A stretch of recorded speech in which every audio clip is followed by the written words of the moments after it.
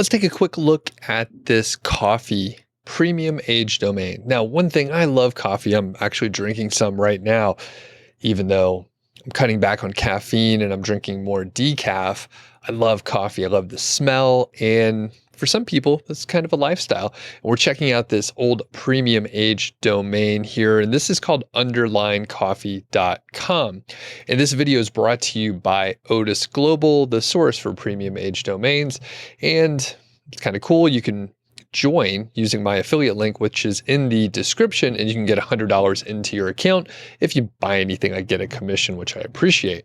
This specific domain is 9 years old. It has 77 referring domains for high authority links. And the cool thing with coffee is there's many ways to monetize, and I'm going to give you a couple ideas about kind of networking and stuff. So first off, I went over to Affiliate. They have a pretty good blog over there and a list of affiliate programs. So here we can see there are a number of affiliate programs that are pretty large, but I have a suspicion that you could probably go a little bit deeper and find even more than this list here. But if you wanted to check it out, this list is over here.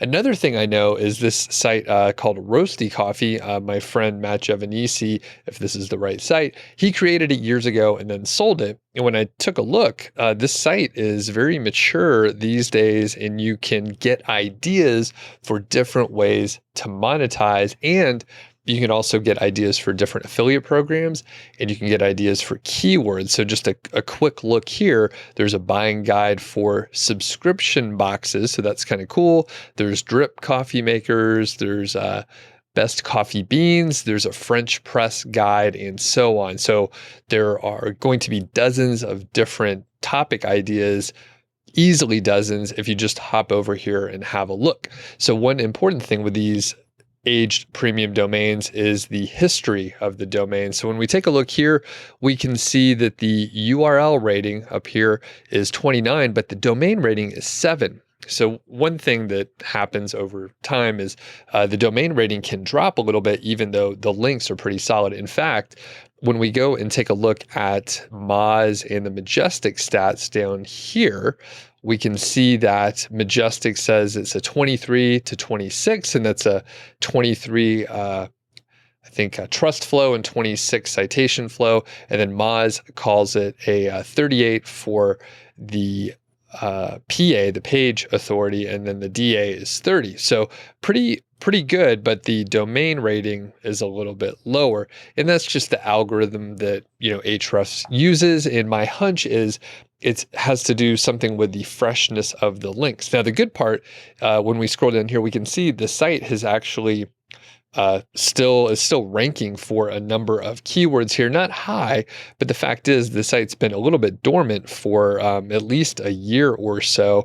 And one thing that you can do and that you should do with these specific types of age domains is go have a look at the Wayback Machine over on the Internet Web Archive. And that's what I'm doing here. I'm looking at a screenshot from April 20th, 2017. So you can kind of get an idea what was going on with this domain in the past. It has coffee in the domain, so we can kind of imagine that it was indeed about coffee. When we take a look here, we can clearly see it was probably a coffee shop. Maybe a coffee shop that went out of business, or for whatever reason, they changed their name. It doesn't matter why. We have this domain and it's out there. So it is certainly relevant. And then when we take a look at the domains that are linking to it, it's pretty ridiculous, the links that it got. So I'm going to filter here on do follow so we can find the ones that are truly important.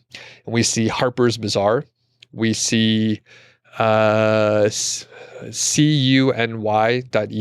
We have Design Bloom.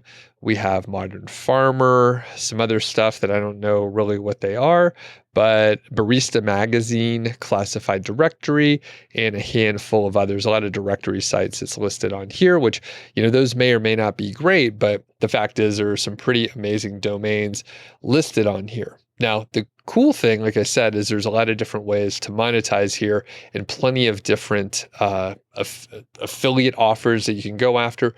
Plus, there's a ton of information and how-to topics. And I really got into coffee a few years ago. In fact, I started roasting my own beans, which is a whole other area. In fact, roasting beans can be very cheap. You can use equipment that you already have, or you actually can buy specific little machines that are made to roast coffee at home, which are a few $100s.